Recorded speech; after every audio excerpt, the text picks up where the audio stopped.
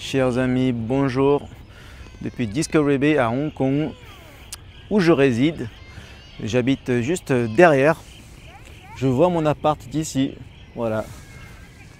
Bon, je ne vais pas vous dire exactement où, mais j'habite juste là derrière. Il me faut 2 minutes pour descendre, moins de 5 minutes, et je suis ici, en bord de mer. Très sympa. À une époque, je faisais des cours de boxe sur la plage. D'ailleurs, il faudrait que je reprenne. Mais c'est un peu plus compliqué maintenant parce que je suis plus souvent en dehors de Hong Kong, surtout le week-end. Je vais souvent à Shenzhen, Zhuhai, en Chine continentale.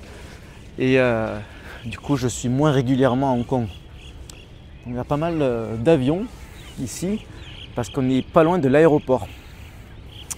L'aéroport de Hong Kong est sur l'île de Lantau, là où on est ici. Et donc pas loin de Discovery Bay. Mais aucun problème, il y a un petit peu, on entend un petit peu les avions, mais c'est rien de gênant. Bon bref, peu importe. Aujourd'hui, on va parler des patriotes. Où sont les patriotes dans le monde? Alors, bon, vous savez que les Français de l'étranger sont réputés pour être plutôt macronistes, plutôt gauchistes. Et on se demande, est-ce qu'on aura un jour des députés patriotes, des sénateurs patriotes, des élus patriotes? Bon, des élus, on en a. Moi, j'en suis un. On a 3 élus RN dans le monde. Salutations à mes amis, mes collègues qui sont Éric Minier en Thaïlande, Hervé Cardon au Portugal, et il y en a un qui est en Russie. Voilà, donc il faudrait qu'il y en ait plus en 2026, puisque ce sera les prochaines élections des conseils des Français étrangers, où on appelait ça avant les élections consulaires. J'aime bien dire aussi, on dit encore conseil consulaire pour aller vite, parce que conseiller des Français de l'étranger, c'est un petit peu long. Mais techniquement, c'est les élections consulaires où on élit les conseillers des Français étrangers et les délégués consulaires. Donc j'ai une autre vidéo, je vais vous mettre le lien dans la description. Je ne vais pas aller dans les détails maintenant, mais en tout cas, il y a les prochaines échéances en 2026. Élections locales en mai 2026 et en juin, un mois après, il y a les élections AFE. Les élections AFE, en fait, c'est collé, il faut s'y préparer dès maintenant aussi. Et ensuite, après cela, il y a les élections sénatoriales en septembre 2026. Voilà. À condition, bien entendu, qu'il n'y ait pas d'autres élections anticipées avant.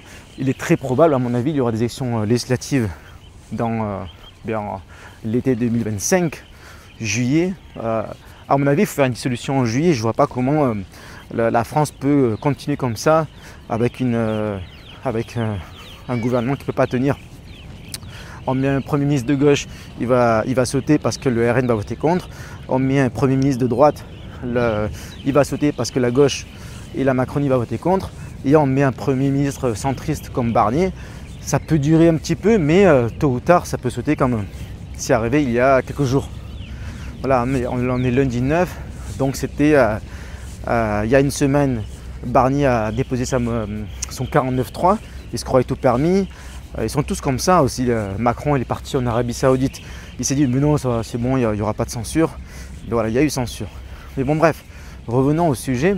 Il y a des patriotes qui doivent s'identifier, se retrouver partout dans le monde, je pense, et puis même au dehors de la politique, parce que bon, bien entendu, je vous parle de ça parce que c'est important politiquement. Il faut qu'on se connaisse, qu'on milite, qu'on se rassemble pour qu'on puisse gagner des élections locales. Et ensuite, quand on gagne certaines élections locales, par exemple, il y a plus de 500 élus locaux comme moi, des petits élus partout dans le monde. Il y en a 4 à Hong Kong, il y en a 4 en Thaïlande, il y en a 4 au Japon, il y en a 3 au Vietnam, 3 aux Philippines par exemple. Donc dans le monde, il y en a un peu plus de 500. Et sur les 500, on n'en aura jamais une majorité. Bien entendu, on n'en aura jamais 250 parce qu'il y a trop de macronistes, de gauchistes dans le monde. Mais on peut en avoir une centaine, c'est possible. On peut avoir une centaine de... Donc ça fait quoi? Ça fait 20%. Même pas en fait, parce qu'il y a 500, je sais plus, 500, il y a un peu plus de 500 élus dans le monde parce qu'il y a les conseillers des Français étrangers, mais il y a aussi les délégués consulaires. Moi je vous passe les détails. Mais en tout cas, ce sont les grands électeurs pour les sénatoriales. Et en fait, on peut avoir une centaine, je pense, de patriotes parmi les élus. Et en fait, c'est important parce que contrairement aux élections législatives où il faut 50% des voix pour être élu, au sénatorial, il faut seulement environ 10%. C'est-à-dire qu'on peut être élu sénateur avec seulement 10% des voix, environ 50-55 voix. La dernière personne à avoir été élue l'année dernière, en 2023, elle a été élue de mémoire avec 51 voix. Donc si elle avait eu 50, elle n'aurait pas été élue. Donc 51 voix, c'était bon. Et donc c'est 10%. Donc en fait, c'est une élection la proportionnelle, tout comme les élections européennes. Voilà, donc Marion Maréchal, Sarah Knafo, Guillaume Pelletier, Nicolas B, Laurence Trochu, ils n'auraient probablement pas été élus députés s'il fallait 50% des voix, mais avec l'étiquette Reconquête en tout cas, mais avec la liste de Marion Maréchal aux européennes, ils ont réussi à être élus avec 5%. Donc 5% c'était possible. Alors à l'étranger, est-ce qu'on peut faire 10%? Je ne dis pas que c'est facile, mais c'est faisable. C'est faisable parce qu'il y a très peu de participation. Il y a environ 15% de participation aux élections consulaires. Donc en fait, s'il y a une surmobilisation des patriotes, il peut y avoir plus d'élus patriotes par rapport à ce qu'on pourrait attendre dans une élection normale. Alors, bref, ça c'est la petite parenthèse politique. Mais au-delà de la politique, parce que voilà, vous savez, moi j'ai des amis qui me disent voilà, la politique française on s'en fiche. Marc, toi tu es bien sympa, je t'aime bien, mais franchement on s'en fout. Je pense pas que tu sois un jour député ou sénateur. Et puis même si tu n'es plus élu conseiller des Français étrangers à Hong Kong, ça ne change pas grand chose. D'ailleurs je suis d'accord. Il n'y a pas que la politique qui compte, c'est la métapolitique. Donc les réseaux, le business, s'entraider. Donc en fait ce qui doit nous intéresser, au-delà des étiquettes, c'est de se rencontrer. Voilà, vous avez votre business, peu importe ce que c'est, vous avez, je vais dire le cas le plus simple, vous avez un resto, vous avez un bar. Voilà, donc je vais fêter mon anniversaire, je vais faire une soirée avec mes amis, je vais faire une soirée pour ma boîte, un dîner d'entreprise. Donc je dois choisir un lieu. Je sais qu'un resto qui est tenu par un gauchiste, un autre par un patriote, par deux Français, je vais plutôt aller chez le patriote. Donc ça c'est des exemples basiques d'entraide patriote dans le monde. Bien entendu, il faut que la qualité soit à peu près similaire. Hein. Donc je ne vais pas aller chez un resto patriote s'il est tout pourri. Voilà, donc il y a quand même des limites. Mais le plus possible, il faut développer nos réseaux partout dans le monde. Parce que ça fait plaisir. Ça fait plaisir de se rencontrer. Là, je suis à Hong Kong aujourd'hui, mais j'aimerais bien, si la semaine prochaine, je fais un voyage un peu de last minute en Thaïlande, au Vietnam ou au Japon, ça me fait plaisir de boire un verre, passer une soirée avec des patriotes. Moi, ça ne me dérange pas d'avoir des gauchistes parmi mes amis, j'en ai d'ailleurs. Mais le but quand même, c'est de développer nos réseaux et d'être avec des gens avec qui normalement on va s'entendre. Ou alors des gens qui ne vont pas forcément nous juger par rapport à nos opinions. Ou ils vont avoir leur avis, mais ils vont les accepter. Voilà, moi, dans mes événements CFI, c'est comme ça que j'ai créé aussi le Club France International. J'ai des amis qui ne sont pas forcément d'accord avec mes idées politiques, mais ça ne les dérange pas de venir pour boire un verre, avoir une soirée veille fromage, et très bien, voilà. Mais ils savent qui je suis, ils savent qui sont la plupart de mes amis, et ils savent qu'il y a des probabilités que dans une soirée CFI, même si c'est apolitique, qu'ils tombent par hasard sur des gens plutôt patriotes, mais ça ne les dérange pas, parce qu'ils sont ouverts d'esprit, et ils peuvent parler avec tout le monde, voilà. Donc c'est ça le but du CFI aussi, c'est-à-dire que tout le monde peut prendre un verre avec tout le monde, et même des patriotes entre eux. Mais moi récemment dans un de mes groupes WhatsApp, Telegram, il y a un patriote qui a dit ciao les gars, vous êtes des nuls, des teubés, il y a trop de Soraliens dans ce groupe. Voilà, donc en fait il y a mais au sein de la droite ou des patriotes, parce que je ne sais pas si Alain Soral est de droite, mais en fait il y a des gens qui ne peuvent pas se blairer, c'est dommage. Moi j'ai des amis qui sont plutôt Soraliens, j'ai des amis qui sont plutôt Reconquête, plutôt RN, j'ai des amis qui sont plutôt Ciotti, mais en fait nous tous on doit pouvoir se parler. Il ne faut pas s'énerver parce qu'il y a quelqu'un qui dit quelque chose dans un groupe et que ça ne nous plaît pas. Moi parfois je vois des choses dans mes groupes, ça ne me plaît pas forcément, mais c'est un avis, c'est une opinion, c'est respectueux. Je dis écoute voilà, tu penses ça, moi je pense ça, mais il n'y a pas de problème, et on passe à un autre sujet, voilà. Mais il y a des gens qui ne peuvent pas faire ça. Il y a des gens qui sont obligés de prouver qu'ils ont toujours raison et qui n'acceptent pas les opinions des autres. Donc il y a deux niveaux. Donc quand c'est des gauchistes, bon c'est une chose, mais quand c'est entre patriotes, c'est un peu dommage. Surtout si on dit qu'on veut l'union des droites, ceci, cela, Mais après, entre nous, on n'est pas capable de se respecter. Et il y en a plein de sujets comme ça sur lesquels on peut avoir des divergences. Il y a la Palestine, Israël, il y a l'Ukraine, la Russie, il y a le Covid, il y a le Frexit, il y a plein de choses. Et là, il y a plus récemment la censure. Moi, j'ai des amis qui sont contre la censure. Moi, j'étais pour, mais il n'y a pas de problème, on peut discuter. J'ai fait une interview avec un ami qui est conseiller des Français à l'étranger, Hugues Le Tanche en Arabie Saoudite. Et très bien, il m'a expliqué pourquoi il trouvait encore que certains étaient extrêmes et pourquoi il ne fallait pas faire la censure, pourquoi il fallait faire confiance à Michel Barnier, etc. Ok, très bien, mais je l'accepte. Je ne suis pas du même avis, mais je l'accepte, on discute, je note, et puis voilà, on argumente. Et moi, j'espère qu'un jour, il changera d'avis et qu'il rejoindra le camp vraiment patriote. Parce que pour moi, Barnier, la droite molle et tout ça, bon, bref, peu importe. En tout cas, concrètement, ce que je veux dire là, c'est comment trouver les patriotes dans le monde. J'ai créé pour cela différents groupes. Et d'ailleurs, je vous encourage à rejoindre les autres groupes partout dans le monde. Je sais qu'il y a pas mal d'initiatives différentes, donc c'est toujours bien. Si vous en avez, n'hésitez pas à m'y inviter. Mais en tout cas, je vais vous parler des miennes. Alors, mes initiatives, c'est 3 groupes principalement. 2 groupes politiques et un groupe apolitique. Les 2 groupes politiques, c'est Discussion Marc Guyon. Le deuxième, c'est Élections consulaires et AFE. Avant, j'appelais ça tout simplement le renouveau patriote parce que ça correspondait au nom de la liste que j'avais à Hong Kong. Mais là, on va se concentrer sur les prochaines échéances qui sont les échéances consulaires, en tout cas les échéances normales, sans parler de notre dissolution, etc. Et le troisième et dernier groupe, c'est le groupe CFI. Alors, je vais commencer par le groupe discussion. Le groupe discussion, comme son nom l'indique, c'est juste un groupe de discussion où en fait vous balancez ce que vous voulez dans ces groupes. Moi, en fait, je l'ai appelé d'ailleurs discussion Marc Guyon parce qu'en fait, c'est un moyen pour moi de communiquer avec vous, c'est-à-dire que vous pouvez envoyer les infos que vous trouvez utiles, un article. Voilà, là par exemple ce matin, j'ai vu, c'est Raymond. Salut Raymond si tu vois cette vidéo. Raymond de Malherbe qui a publié dans un de mes groupes, discussion. Voilà, tel candidat RN a été battu ce week-end de moins de 400 voix dans une élection législative partielle. Et donc le RN a perdu un siège, a été remplacé par un macroniste, sans étiquette mais macroniste. Et donc ça c'est intéressant.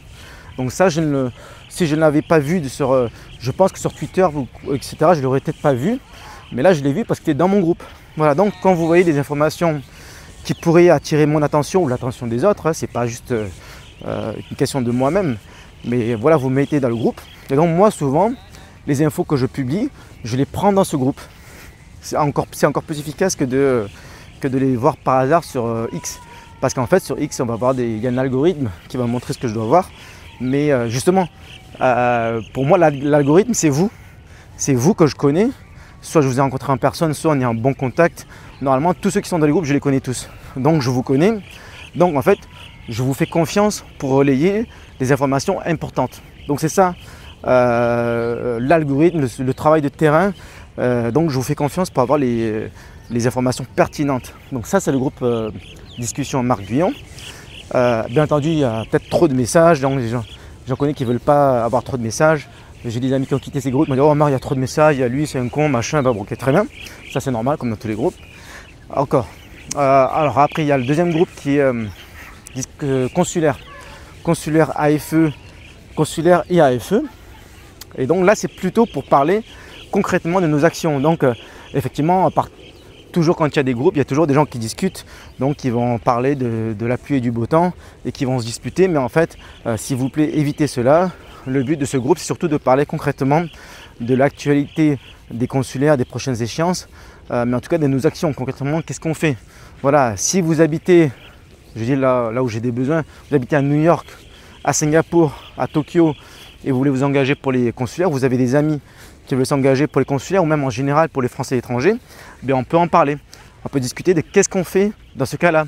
Voilà. Ou alors vous avez un problème avec le consulat ou une association française, une chambre de commerce, avec des problèmes concrets là où vous êtes dans le monde et vous voulez savoir si ça se passe aussi comme ça là où les autres sont, eh bien, vous pouvez envoyer un message là-dedans. Donc voilà, là on va parler de la vie des Français étrangers, des élections, de la vie pratique. Voilà, c'est pas trop pour parler des discussions générales politiques. même si c'est politique. On va plutôt dire que c'est concrètement qu'est-ce qu'on fait pour faire avancer la cause et des infos utiles pour la vie de tous les jours. Bon bref. Et aussi d'ailleurs ce groupe consulaire sur WhatsApp, et uniquement sur WhatsApp parce que c'est une communauté. Sur WhatsApp, on a plusieurs groupes qui sont par circonscription consulaire. Donc il y a un groupe pour Hong Kong et Macao, il y a un groupe pour la Thaïlande, d'ailleurs ça devrait être la Thaïlande et la Birmanie, maintenant que j'y pense.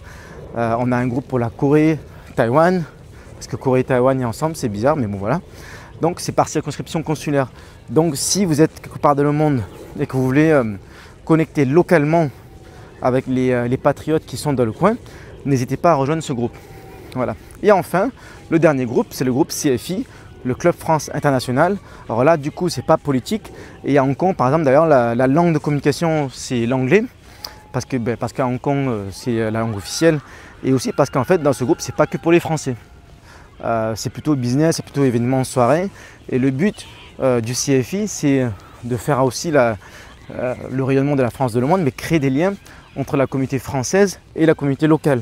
Donc on veut que les Français rencontrent les Chinois hongkongais, mais aussi les Américains, les autres expats qui sont à Hong Kong. Et on veut aussi qu'eux viennent rencontrer la communauté française à travers des événements, des soirées, où on va juste boire un verre, ou à travers des événements culturels, on va visiter un village, on va faire une randonnée, on va faire etc. Enfin une randonnée plutôt sportive, plutôt bref. Et soit des événements business, on va faire du networking, donc soit des connexions diverses. Vous cherchez un job, vous cherchez à recruter, vous cherchez des clients, des fournisseurs. Voilà, donc le CFI c'est plutôt business, convivial, amical et culturel. Donc c'est pas politique, mais ça peut indirectement effectivement aider la politique parce que via le CFI, je rencontre des Français. Voilà, donc on me critique souvent en disant que le CFI c'est un peu politique. Je peux le comprendre parce que voilà, mais c'est comme l'UFE. Est-ce que l'UFE est politique? Est-ce que les chambres de commerce sont politiques? Non, il est normal quand on est politique, on devrait normalement aller dans tous les réseaux. CFI, UFE, Accueil, chambre de commerce, tout. Rotary Club, Lions Club, franc-maçon. Non, moi je ne suis pas franc-maçon. Mais voilà, en fait, tout ce qui est club, finalement, ça peut être indirectement politique, puisque chacun y trouve son intérêt. Un homme politique va rencontrer des électeurs potentiels, et quelqu'un qui fait du business va rencontrer des clients potentiels pour acheter des appartements en France, pour acheter des assurances, pour faire la promo de son restaurant, de son bar, de ses services, de création de sociétés, etc.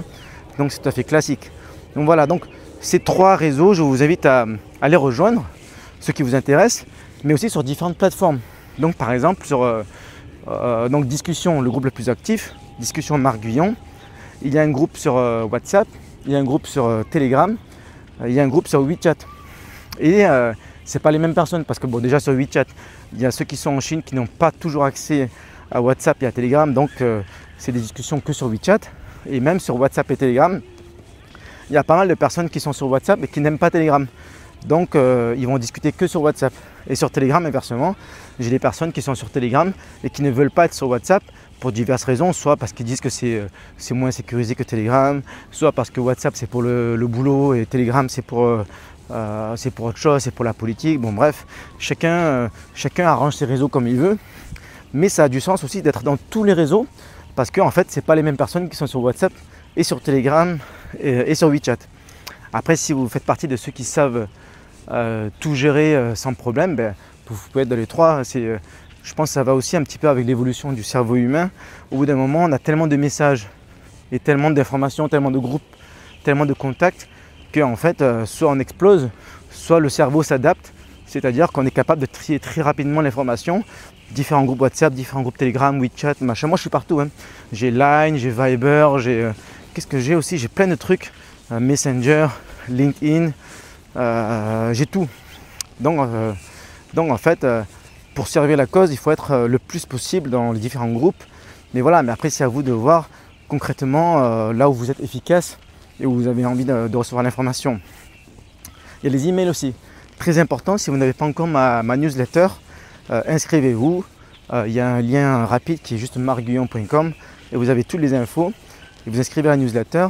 N'hésitez pas à relier à vos amis et ajouter vos amis aussi. Donc en fait, on a besoin aussi que chaque membre du groupe n'hésite pas à inviter ses amis. Voilà, vous êtes au fin fond, voilà, en Corée. En Corée, je ne connais pas beaucoup de monde, par exemple, mais en Corée, en Indonésie, au Brésil, au Canada. Moi, j'ai des groupes en fait où il n'y a pas beaucoup de monde, mais n'hésitez pas à ajouter vos contacts. Vous avez un pote, un patriote, 2-3 potes avec qui vous sortez souvent, quelqu'un qui a la tête bien sur les épaules.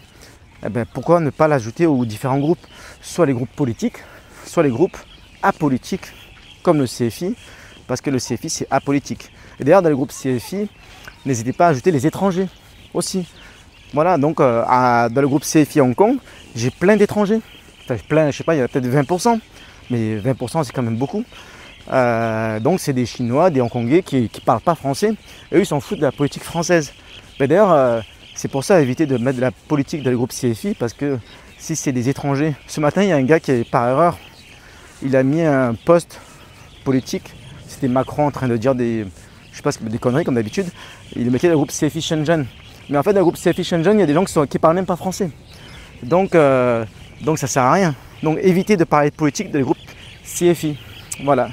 En tout cas, faisons avancer la cause, développons nos réseaux. Et si vous avez des questions, contactez-moi. Mais le problème avec les patriotes, c'est qu'ils sont souvent dans leur coin. Ils ne veulent pas forcément se mélanger avec la communauté française parce qu'ils disent que ce sont tous des gauchistes, des bons à rien, etc. Mais en fait, le problème, c'est parce qu'on ne se connaît pas. On ne se connaît pas forcément. D'ailleurs, j'en parlais avec un ami que je viens de croiser là. Il y a plein de Français à Hong Kong qui sortent pas. Ils sortent pas avec des Français. Ils sont là depuis longtemps. Ils gèrent leur business, ils les gèrent de chez eux, ou alors de leur bureau quand ils y vont une fois de temps en temps. Mais il y a plein de Français, des patriotes qui sont un peu incognito. Et encore récemment, j'ai fait quelques événements et j'ai rencontré des Français à Hong Kong qui me disaient ouais, en fait, bravo pour ce que tu fais, j'ai voté pour Zemmour, après j'ai voté pour toi, etc., etc. Moi j'étais surpris parce que moi je pensais que je connaissais tout le monde à Hong Kong qui me soutenait. Mais en fait non. En fait ces personnes-là, alors certaines sont dans les groupes, parce qu'il y a encore des gens qui sont dans les groupes que je ne connais pas, mais aussi il y en a qui ne m'ont jamais contacté, mais par contre qui suivent mes emails, parce que comme je suis élu des Français de l'étranger à Hong Kong et Macao, mais en fait il y a des gens qui reçoivent mes emails, qui les lisent, mais qui ne me répondent pas, qui ne me contactent pas, qui ne m'ont jamais vu, que je n'ai jamais vu, et avec qui je ne suis pas en contact sur WhatsApp. Donc très bien aussi, si ça vous va comme ça, il n'y a pas de problème, ça me va aussi. Mais en tout cas, si on peut se connecter, si on peut se rencontrer, si on peut mettre en commun des contacts, si vous pouvez m'aider à faire passer nos messages à vos amis, si on peut faire grossir le groupe, là vous allez servir la cause. Donc voilà, c'est ça ma conclusion, c'est-à-dire que si on est tous éparpillés dans notre coin, on suit un peu l'actualité, on voit les emails, on voit les vidéos YouTube, bon très bien, c'est déjà bien. Mais si on arrive à faire grossir le groupe, à inviter nos amis, et encore mieux, à convaincre nos amis qui sont plutôt macronistes, qui ne savent pas où ils sont, à devenir plutôt patriotes, c'est comme ça qu'on peut faire changer les choses et qu'on peut faire que la France redevienne la France. Voilà, ok. Donc contactez-moi, entre en contact et à très vite. Ciao.